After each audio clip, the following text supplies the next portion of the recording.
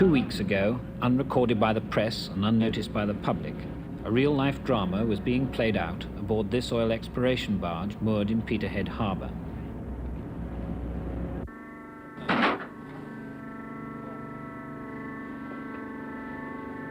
them they're real good and don't fuck up. We'll have something nice for them. These men are battling to save the hearing and possibly the lives of 2 of their colleagues. A few hours earlier, Joe Murray, a diver employed by Oceaneering, and his colleague Jacko Jackson had been working on the seabed 480 feet below the Barracuda. Now, suffering what is thought to be a vestibular bend, a pressurized bubble of gas in the inner ear, which if not treated promptly can cause permanent crippling, they wait to see if 2 days of decompression treatment will work.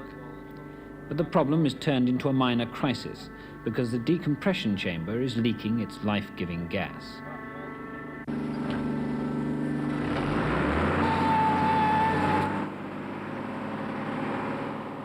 At one time, while the ship was still at sea, it was feared that the leaks would exhaust the available supplies of gas, with the horrible consequence of the divers being decompressed too quickly and suffering an agonizing death from an embolism or the bends.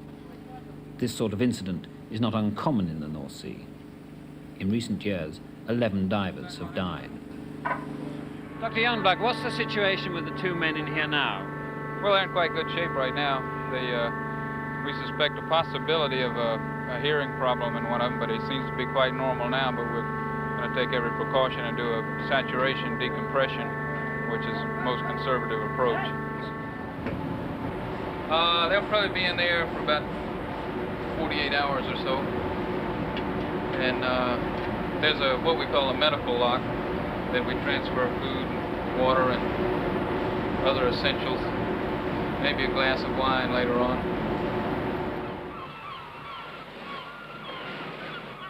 By the following morning, the leaks had been cured and the divers were being carefully brought up at something like the equivalent of 3 feet an hour. Dr. Youngblood was confident enough to slip away to a hotel for a few hours' sleep, while the other Barracuda divers, following his decompression tables, closely monitored the effect the reducing pressure was having on the men. We got it. Okay, what is your O2 content?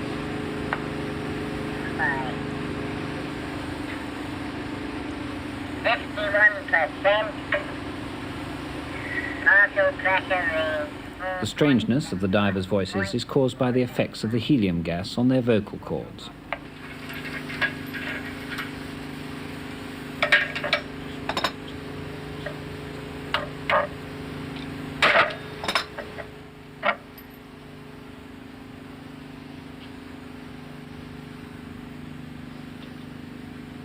The men are fed and watered through a medical hatch and told to stay awake as gases are changed.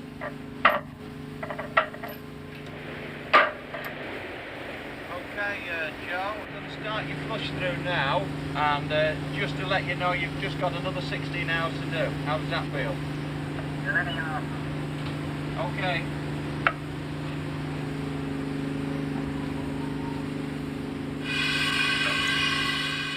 The man outside listens carefully for their warning of any return of the pains or any strange effect from the change of gases. At the start, the problems would have been greatly reduced had it been an easy operation to transfer the men to another chamber that was not leaking. But the Barracuda's diving system is of old-fashioned Italian design, and a compatible unit would have had to be found elsewhere in Europe. This lack of compatibility of equipment is another cause of complaint. Jacko, Joe, you'll be hitting the service in the next 20 to 30 minutes. We have just passed your coveralls in for you, so you'll look neat and tidy when you come out. Jacko Okay? Jackson and Joe Murray have now been under decompression for more than 48 hours. Their reactions are good and there are no signs of ear or brain damage. You got no problems during the night, is that correct? That's Roger. No problems at all. Okay. During the last critical feat of decompression, they can shave and clean up, ready to emerge.